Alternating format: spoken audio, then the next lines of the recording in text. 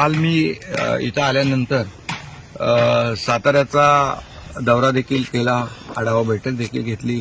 आपण सगळेजण होतात तिथे. शिवसेनेचा मेळावा घेतला पदाधिकाऱ्यांना आणि पुन्हा इथं आलो. आणि आता मी इथं जेव्हा जेव्हा गावी येतो तेव्हा प्लांटेशन मोठ्या प्रमाणावर करतो. आता आज हे आपण जवळपास 3000 स्ट्रॉबेरीची रोपं लावलेली आहेत. स्ट्रॉबेरीची 3000 झाडं या ठिकाणी लागली आहेत आणि त्यामुळे आवाकाडूची देखील आता लागवड या ठिकाणी झाली आहे. कालही लावली, आताही आवाकाडू देखील इथं लावला जाईल. त्यामुळे आमच्या गावात आल्यानंतर ते आपोआप माझे पाय आणि हात जमिनीकडे वळतात. आणि आमच्या सर्व लोकांना माहीत आहे की मी आल्यानंतर वृक्षारोपण हा माझा आवडीचा विषय आहे. कारण शेवटी जेवढी तुम्ही झाडं लावाल तेवढं आपल्याला पर्यावरणाचा जो काही आज आपण पाहतोय क्लायमेट चेंज, ग्लोबल वॉर्मिंग, या सगळ्या गोष्टी ज्या आहेत या पर्यावरणाशी निगडीत आहेत. आणि म्हणून मी आमच्या गावकऱ्यांना देखील आवाहन करत असतो की जेवढी काही झाडं आपल्याला लावता येतील तेवढी झाडं आपण लावली पाहिजे.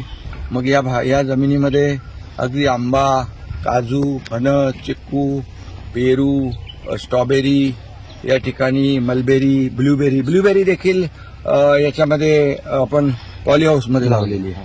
त्यामुळे सगळ्या प्रकारच्या बेरीज या ठिकाणी त्याची लागवड होते.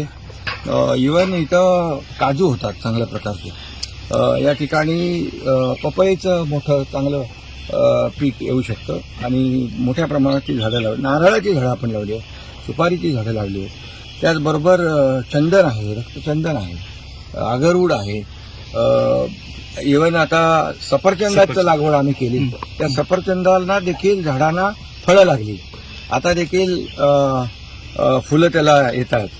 त्यामुळे या जमिनीमध्ये अगदी भाजीपाल्यापासून फळावळपासून अगदी भाताची लागवड, नाचणीची लागवड, गहू, सगळ्या प्रकारची शेती इथं होते. आणि ही आता आम्ही जी करतोय ती नैसर्गिक शेती आहे. इथं कुठलंही खत, केमिकल नाही आहे. ही सगळी ऑर्गॅनिक आहे. आणि त्यामुळे याचं एक शरीराला देखील, म्हणून आपण शासनाने देखील आम्ही निर्णय घेतला आहे. टार्गेट ठेवले 25 लाख हेक्टर सेंद्रिय शेती झाली पाहिजे. आणि मला वाटतं त्याच्यामध्ये मोठ्या प्रमाणावर आपल्याला यश मिळेल आणि त्याच्यातून शेतकऱ्याला देखील मोठ्या प्रमाणावर पैसे मिळतील. बांबूची लागवड आपण मोठ्या प्रमाणात, काल मी आढावा घेतला जिल्हाधिकाऱ्यांकडून, तर जवळपास 9000 हेक्टरच्या शेतकऱ्यांनी कन्सेंट दिलेले आहे.